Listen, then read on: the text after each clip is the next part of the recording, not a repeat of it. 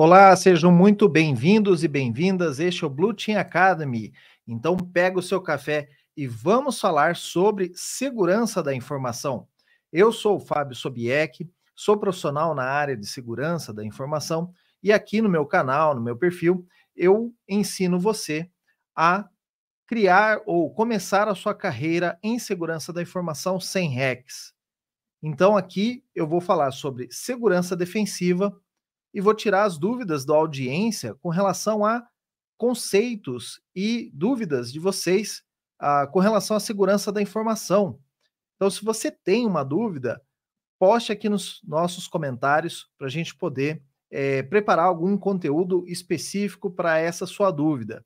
E no episódio de hoje, nós vamos tirar uma dúvida sobre o que é o conceito de multi-cloud, que é da área de segurança de nuvem, e muitas empresas estão utilizando e abordando esse conceito agora nas reuniões, nas arquiteturas de software. Então, nós vamos falar um pouquinho sobre esse assunto, por que começamos a utilizar multi-cloud e entender um pouco mais esse conceito. E ao final desse episódio, provavelmente, você vai receber aqui um passo a passo de como começar a trabalhar multi-cloud nos seus projetos também. Então, é bem interessante, fique comigo até o final. E antes da gente começar a falar sobre o nosso assunto principal, eu gostaria de pedir, se você gosta desse tipo de conteúdo, para você não deixar de seguir aqui o nosso canal, o nosso perfil, ativar as notificações para não perder nenhum conceito, nenhuma novidade, nenhum vídeo novo que nós postamos. Então, todas as semanas aí eu estou tentando postar 2 vezes por semana conteúdos novos sobre segurança da informação. Então, se você gosta desse assunto, não deixa de seguir e também compartilhe com seus amigos, pessoas que querem trabalhar na área de segurança da informação ou que têm dúvidas sobre o mercado de segurança da informação. Eu estou aqui para ajudar vocês. Então, se você gosta desse assunto, não deixa de seguir e compartilhar com seus amigos. Então, vamos à nossa vinheta e depois da vinheta a gente começa o nosso conteúdo principal.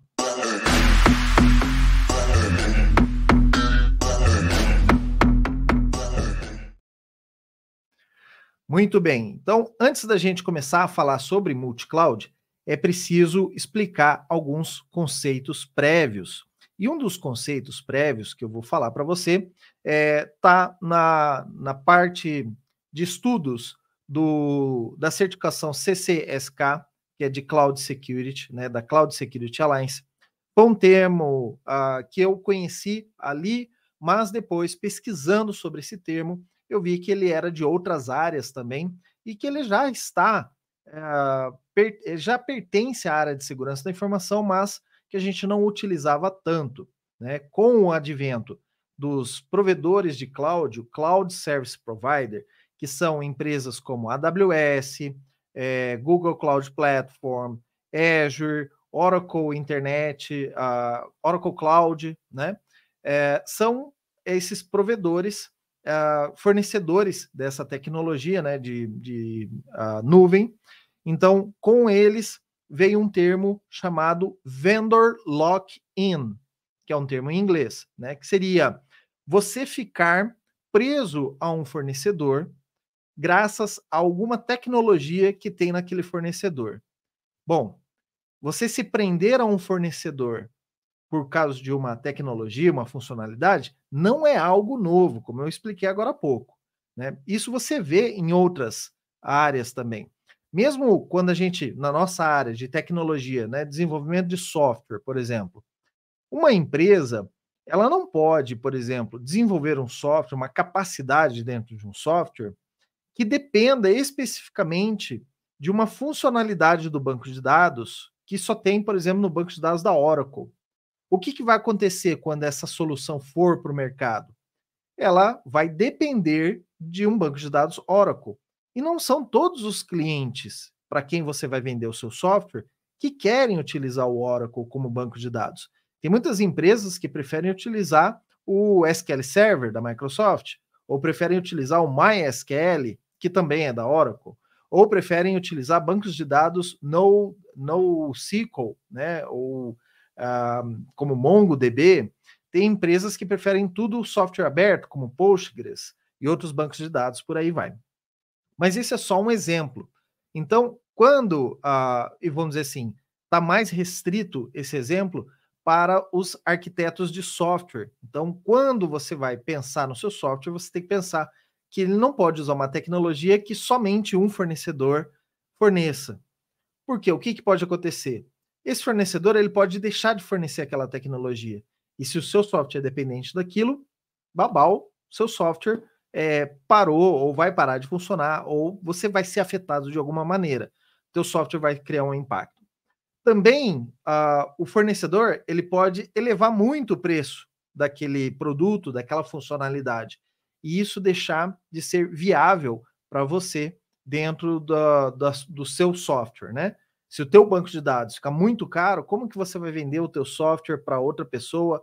Ou na hora de você vender o teu software, você vai falar, olha, mas para isso você precisa ter um banco de dados Oracle. E aí o banco de dados ser muito caro também vai afetar as vendas do seu produto ou o seu produto de alguma maneira. Então, esse termo vendor lock-in, ele já existia em um certo grau. Na nuvem, como que ele vem impactar diretamente? Porque quando você escolhe um provedor de nuvem, normalmente a empresa ela escolhe o provedor de nuvem graças aos serviços e funcionalidades que esse provedor de nuvem vai oferecer para você. Então, é muito comum hoje a gente chegar nas empresas e a maioria das empresas estão utilizando a AWS. Por quê? Porque foi um dos pioneiros nessa área, é uma empresa que fornece diversas funcionalidades, e aí por funcionalidades, eu estou falando como banco de dados RDS, as funções Lambda, CloudFront, são esses serviços que cada provedor fornece. Alguns dias atrás, eu vi uma tabela que mostrava assim, o que na AWS é chamado de Lambda, na Azure é a mesma função, é chamado Functions. Na Oracle também é chamado de Functions. Na Google Cloud Platform tem outro nome, e assim vai.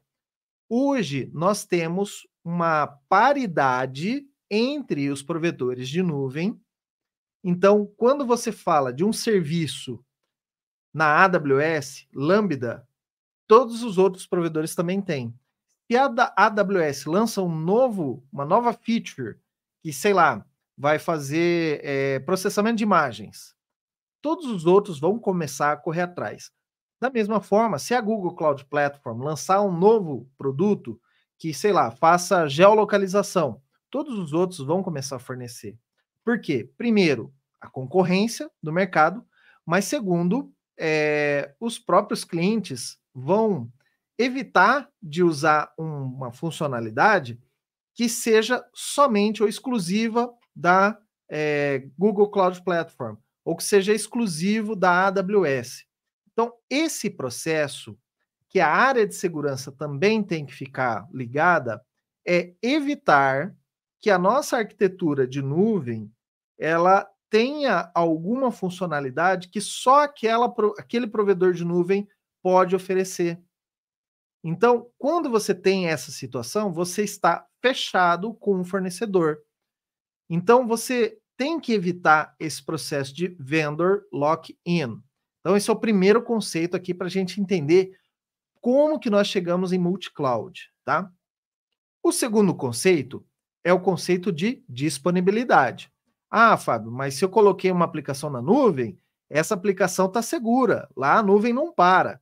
Cara, ledo engano. Tem muito programador, muitas pessoas de tecnologia que acham isso de verdade. E a verdade é que não. Que mesmo um software que está na nuvem, ele um dia pode parar. E vocês se lembram, um dos pilares que nós profissionais de segurança temos que suportar é a disponibilidade.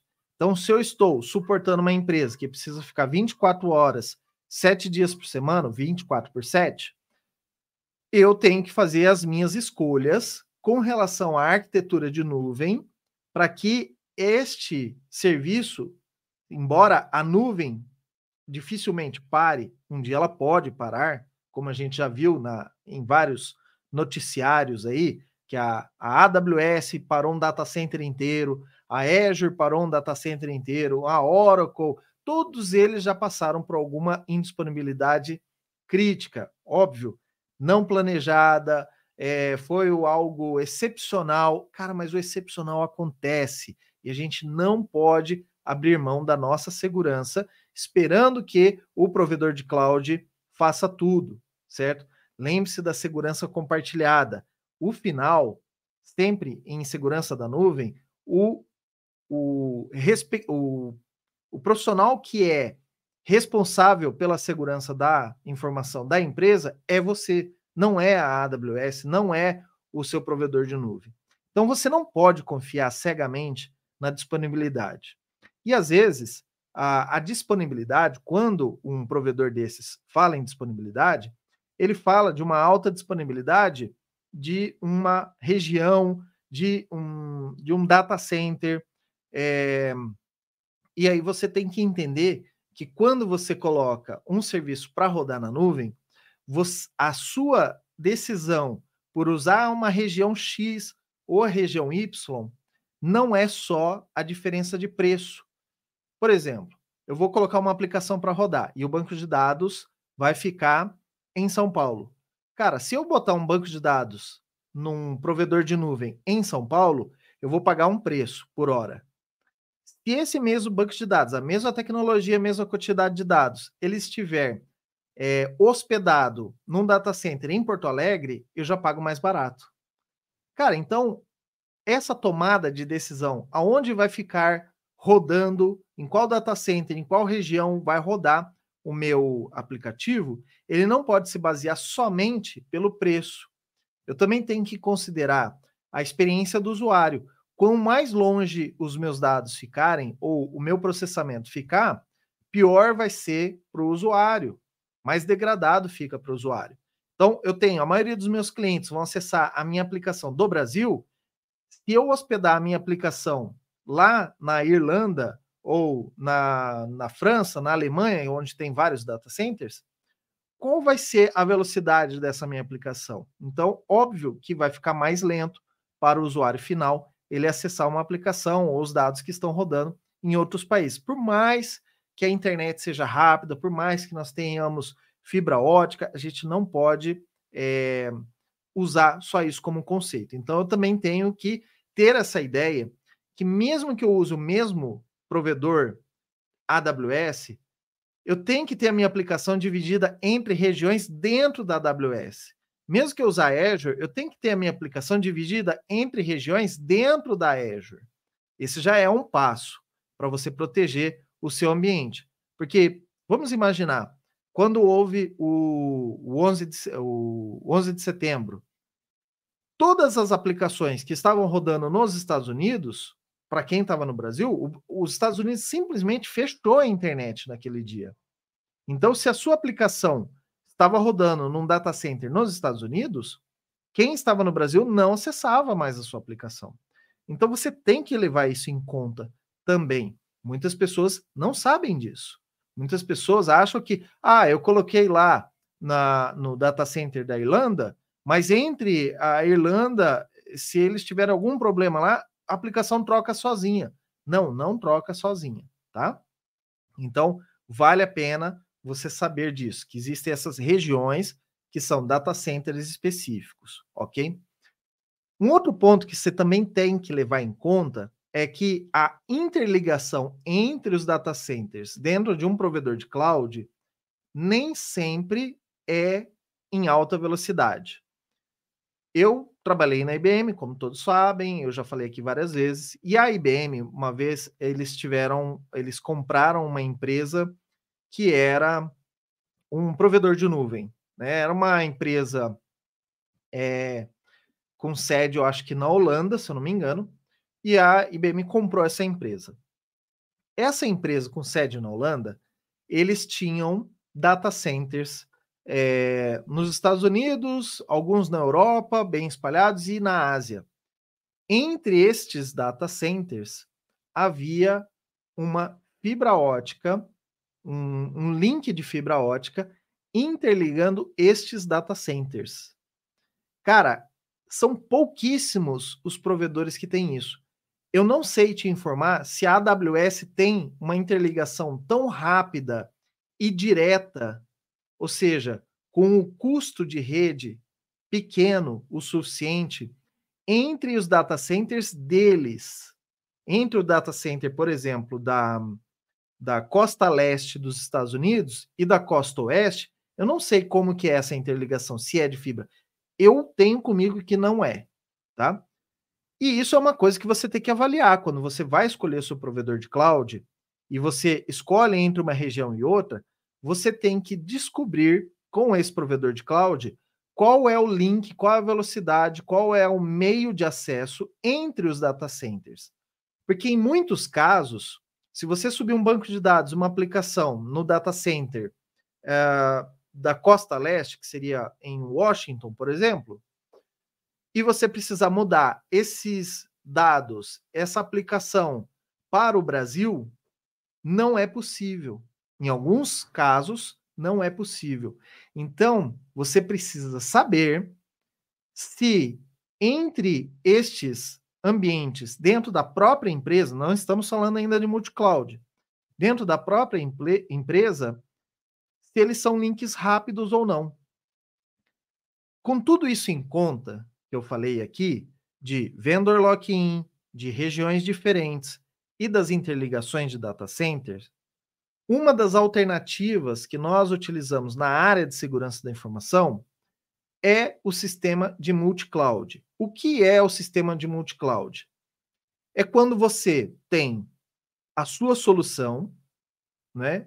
A sua aplicação, vamos falar em aplicação, né? O seu workload, como eles chamam, que é composto por aplicação web, o software que vai fazer o processamento dos seus dados e os dados divididos entre dois provedores de cloud diferentes. Quando você fala multi-cloud de AWS, eu tenho minha aplicação rodando em Washington, na costa leste, e na costa oeste, em São Francisco. Eu estou multi-cloud? Não, não necessariamente. Se a gente for avaliar o contexto ao pé da letra, multi-cloud é quando você consegue dividir isto em dois provedores de cloud diferentes.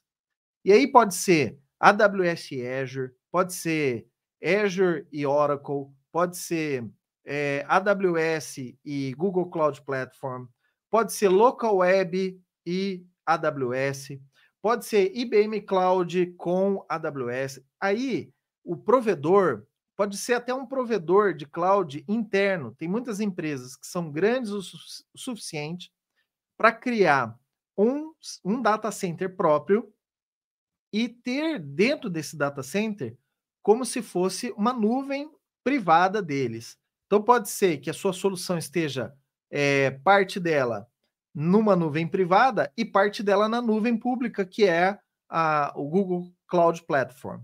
Então você pode, nessa estratégia, o multi-cloud é quando você divide entre essas duas. E por que que isso é importante?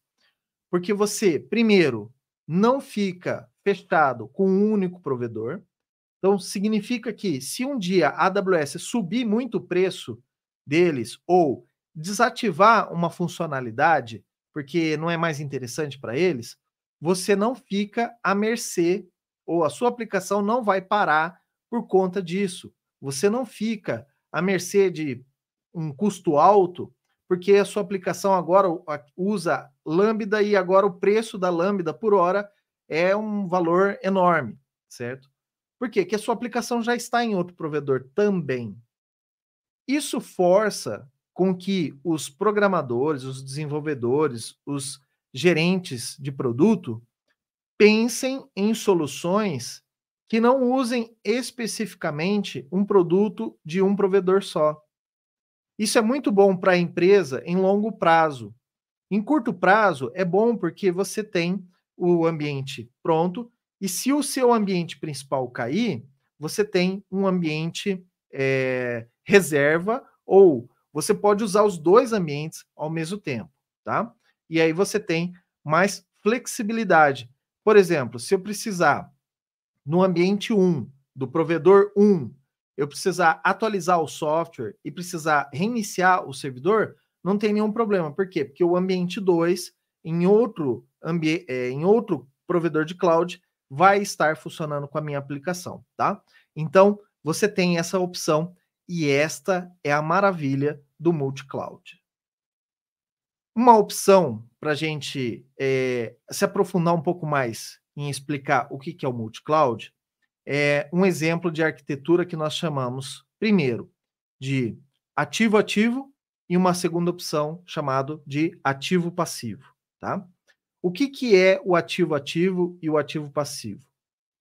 Vamos imaginar que eu tenho uma aplicação, e aí eu vou usar o exemplo, o WordPress é uma aplicação bem simples que a maioria de vocês já teve contato, sabe como é que funciona. É uma aplicação que vai precisar ter um servidor web como o Apache, o PHP instalado para processar as informações, o software, né, o código em PHP para rodar o WordPress, e ele precisa ter um banco de dados e um lugar para armazenar as figuras que vão estar nas páginas, nos posts do blog, certo? Então, eu gosto muito de usar o WordPress porque a maioria de vocês já conhece esse típica aplicação web, tá? Quando você tem um WordPress, então, como eu disse, você vai precisar ter um Apache para ser um servidor web, um PHP, um banco de dados, MySQL e um lugar para você armazenar as figuras. Então, você precisa ter 4 componentes. Se eu vou pensar uma arquitetura cloud, ou não existe o termo monocloud, pelo menos eu nunca ouvi falar monocloud, mas se você pensa numa arquitetura cloud, eu vou abrir o AWS, vou criar uma instância EC2 com Linux, vou instalar o Apache, vou instalar o PHP, vou instalar o MySQL, vou subir meu banco de dados e dentro de uma caixa só eu tenho tudo. Eu tenho as figuras, eu tenho o banco de dados, eu tenho o Apache e eu tenho o código. E aí eu simplesmente pego essa caixa, boto na internet ou ligo um link de internet, coloco um DNS e pronto. Estão acessando a minha aplicação está em produção.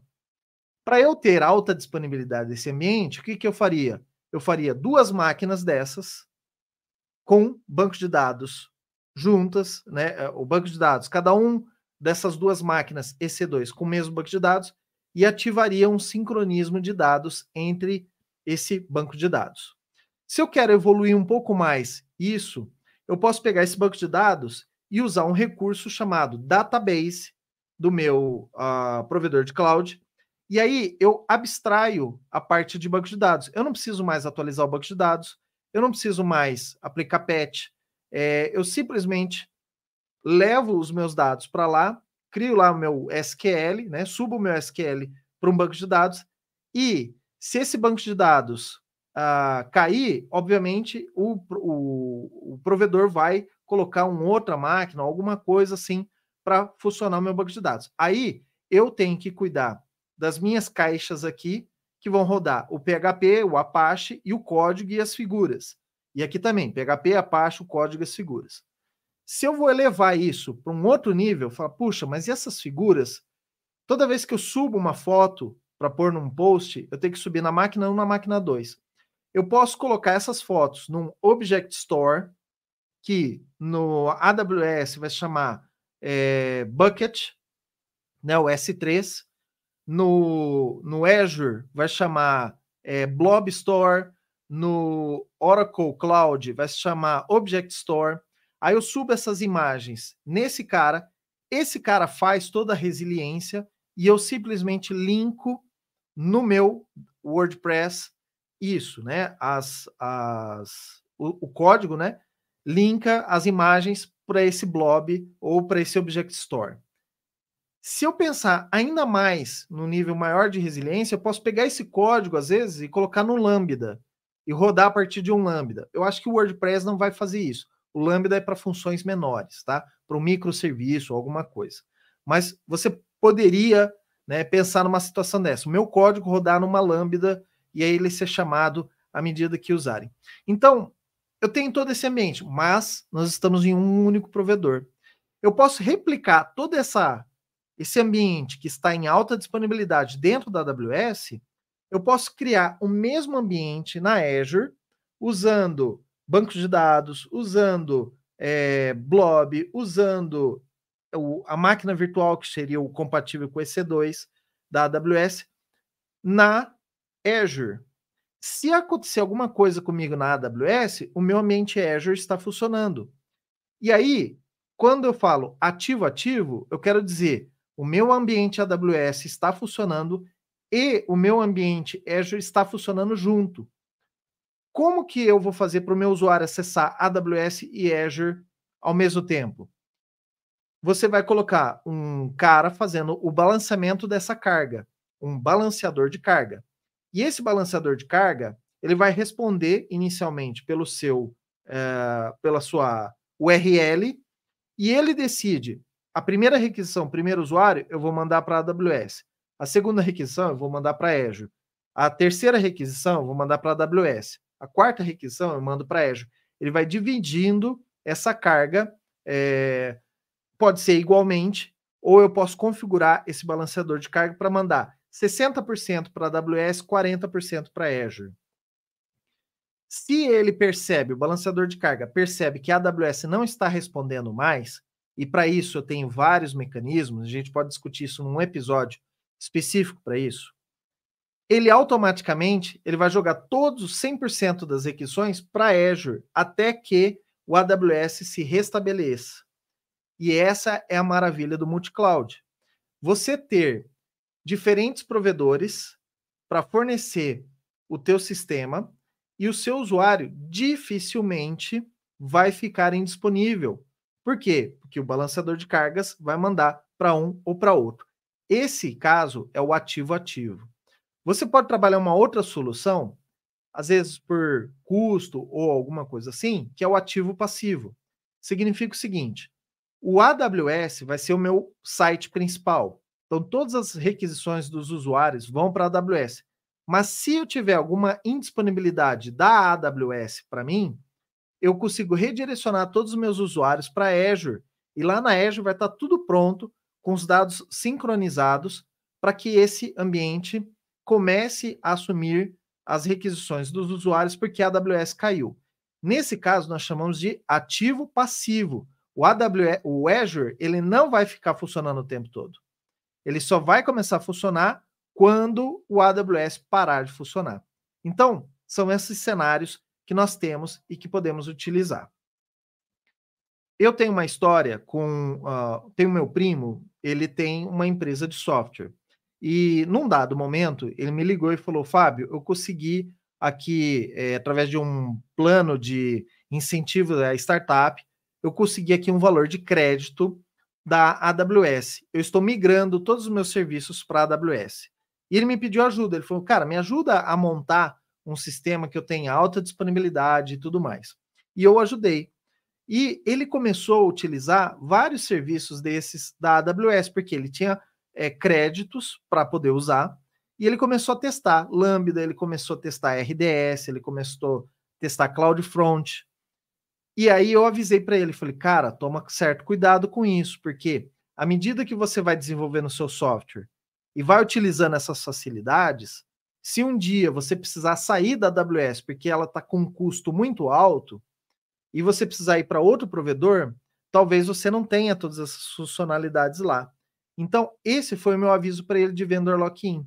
O que ele fez? Então, ele passou a utilizar com mais, vamos dizer assim, com maior cuidado, com maior atenção a esse fato. E um dia ele precisou realmente passar para a Azure todos os sistemas que ele estava rodando na AWS.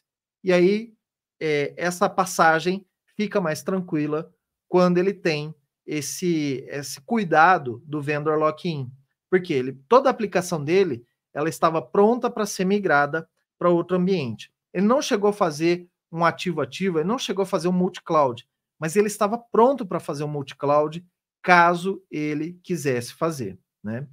Também teve um outro caso que eu vou lembrar aqui, e vocês podem buscar isso no Google. Eu vou até deixar linkado aqui nos comentários uma reportagem sobre isso. Teve uma vez que a AWS da Costa Leste, ou seja, na Costa Leste, se eu não me engano, eles têm 2 centros grandes, um na Virgínia que atende até o governo e tal, e outro, acho que em Ohio, se eu não me engano. Mas todo esse ambiente da Costa Leste, eles tiveram um outage. O que é um outage? Por algum motivo lá, parou de funcionar o data center inteiro. E neste caso, quando parou de funcionar, vários clientes que tinham aquele aspirador de pó da empresa iRobot, eles reportaram que os aspiradores de pó eles são programados para ele andar na casa. Então, você faz como se fosse um mapa da sua casa, numa aplicação web, e desenha, fala, ó, eu quero que o aspirador de pó passe na sala, na cozinha, e aqui é banheiro, não precisa entrar. Então, você desenha na sua casa, desenha o mapa da sua casa, e você assinala os lugares, e aí o aspirador de pó, ele sabe o lugar que ele tem que ir. Quando ocorreu essa falha na AWS da Costa Leste, todos os aspiradores de pó do mundo inteiro pararam de funcionar. E não só eles. Aquela campainha que ficou muito famosa, chamada Ring, que inclusive a Amazon adquiriu, comprou essa empresa hoje, é uma campainha que existe nos Estados Unidos. Você coloca, ela é uma câmera, você coloca na sua porta e um aplicativo no celular. Você, mesmo não estando em casa, se alguém apertar a campainha, toca o seu celular e você consegue ver pelo seu celular quem está na frente da sua casa. E pelo celular você consegue ou abrir a porta ou falar com a pessoa que está tocando a campainha lá na sua casa. Esse produto chama Ring. Esta empresa, eles são dependentes da AWS. E como houve essa na Costa Leste, metade dos clientes da Ring notificaram, falaram, olha, nós tivemos, a nossa campanha ela parou de funcionar durante 1 ou 2 dias por conta dessa indisponibilidade da AWS na Costa Leste. Então veja que mesmo essas empresas grandes, elas também passam por esses problemas. Por quê? Porque não souberam, no tempo de arquitetura, pensar num sistema multi-cloud, né? No Brasil também ocorreu uma falha muito grande num data center da IBM. E duas grandes empresas, uma empresa que trabalha a venda de eletrodomésticos aqui em São Paulo, uma grande empresa de eletrodomésticos em São Paulo, e uma empresa na área de fidelidade, né, plano de fidelidade de companhia aérea, ficaram fora do ar por 2 ou 3 dias por conta dessa falha no data center da IBM. É uma falha que também você pode pesquisar no Google, você vai encontrar. Eles tiveram uma falha no ar-condicionado do ambiente, a temperatura dentro do data center se elevou muito e alguns servidores pararam de funcionar devido ao sobreaquecimento. Então veja que não necessariamente um problema na cloud vai ser um problema de internet, vai ser um desastre de grandes proporções, que é difícil acontecer, principalmente no Brasil, ou um alagamento, ou um meteoro que caiu, ou um vulcão que explodiu. Às vezes, uma falha no ar-condicionado, uma falha, às vezes, de falta de energia elétrica ou uma greve de funcionários pode afetar uma nuvem. Então não pense que isso não acontece, porque acontece, e infelizmente acontece mais vezes do que a gente imagina, tá? Pessoal, já estamos avançando aqui no nosso tema. Muito obrigado por vocês me assistirem aqui. Se você gosta desse conteúdo, né, deixa seu like, compartilha e vamos para o final, onde eu falo algumas maneiras erradas e maneiras corretas para a gente olhar esse conceito de multi-cloud. E eu vou dar aqui 4 passos hoje para você começar a implementar multi-cloud nos seus projetos, na sua empresa, hoje mesmo, tá? O jeito errado que nós lidamos com essa situação. Muitos profissionais acham que pegar uma aplicação e dividir o tráfego de dados entre 2 provedores de nuvem não vai afetar. O que eu quero dizer com isso? O cara coloca uma aplicação na AWS, rodando, chamando uma API que está num functions do Azure. Isso pode dar problema. O ideal é que você tenha a sua solução funcionando 100% na AWS e funcionando 100% standalone na Azure. Por quê? O que acontece? Vamos imaginar que você tem a sua solução, servidor de aplicação e o banco de dados na AWS. E aí ele chama uma função para processar uma imagem que está lá na Azure. Se a Azure cair, a sua aplicação vai parar de funcionar. Só com a AWS ela não funciona. Se a AWS cair, só a Azure não vai fazer sua aplicação funcionar, porque lá só tem uma parte da sua solução. Então, não divida, lembra dos 4 componentes que eu falei? Servidor web, código, as figuras e o banco de dados, naquele caso do WordPress. Não divida o banco de dados em um provedor e o código em outro provedor. Porque se o provedor cair, cai a sua aplicação, tá? Então, esse é um jeito errado. Outra coisa errada que alguns profissionais fazem, vou colocar multi-cloud. Nós vamos usar 4 provedores aqui. Parte da solução, ou a solução vai ficar na AWS, no Google Cloud Platform, no Azure e na Oracle. Os 4 provedores vão funcionar.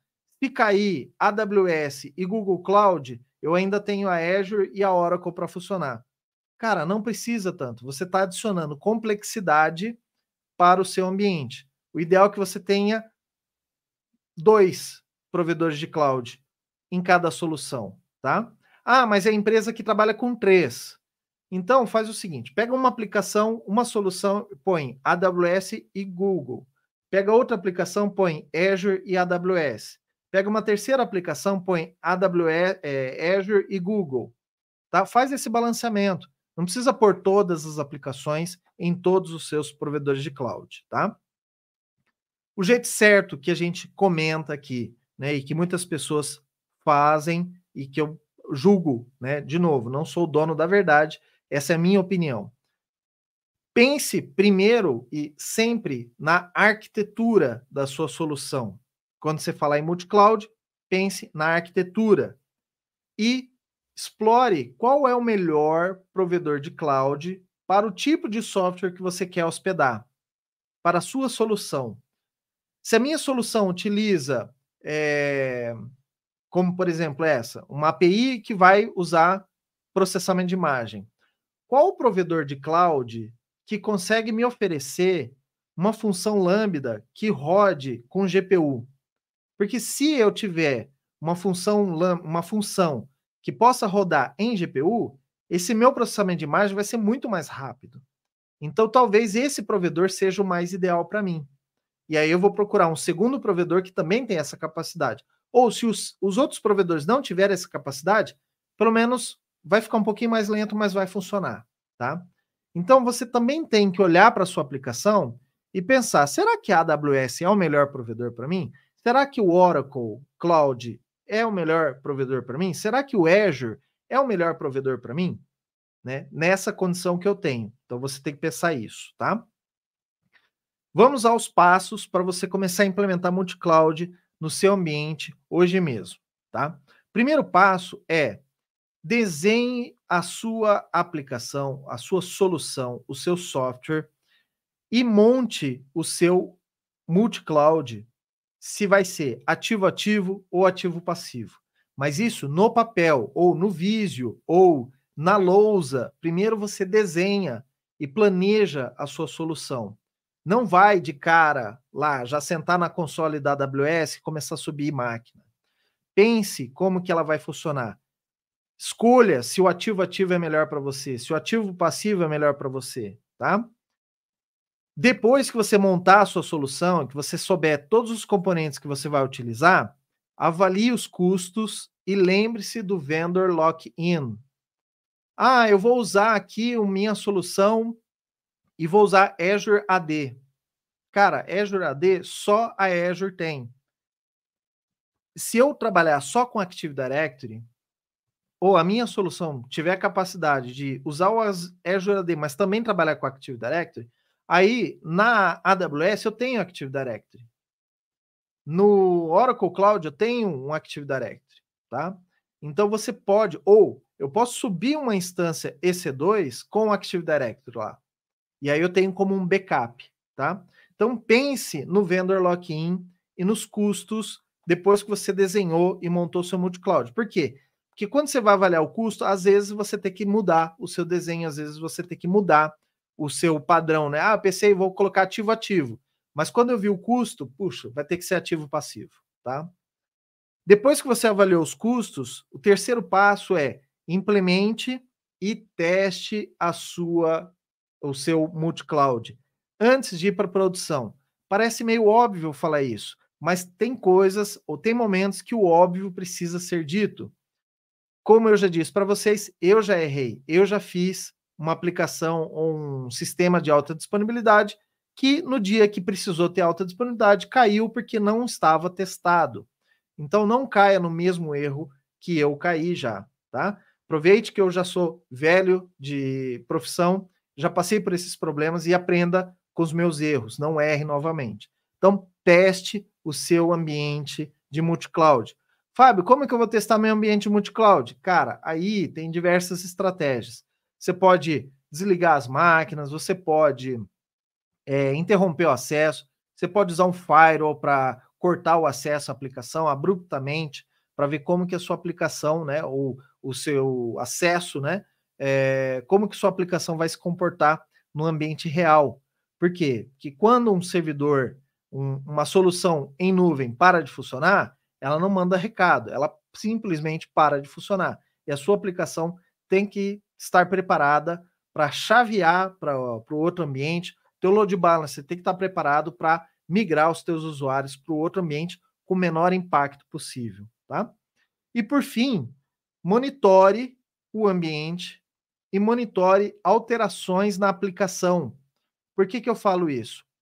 Você tem lá, pegou a sua aplicação versão 1.0, fez todo o seu trabalho, você decidiu que AWS e Azure são os melhores lugares para vocês hospedar a sua aplicação.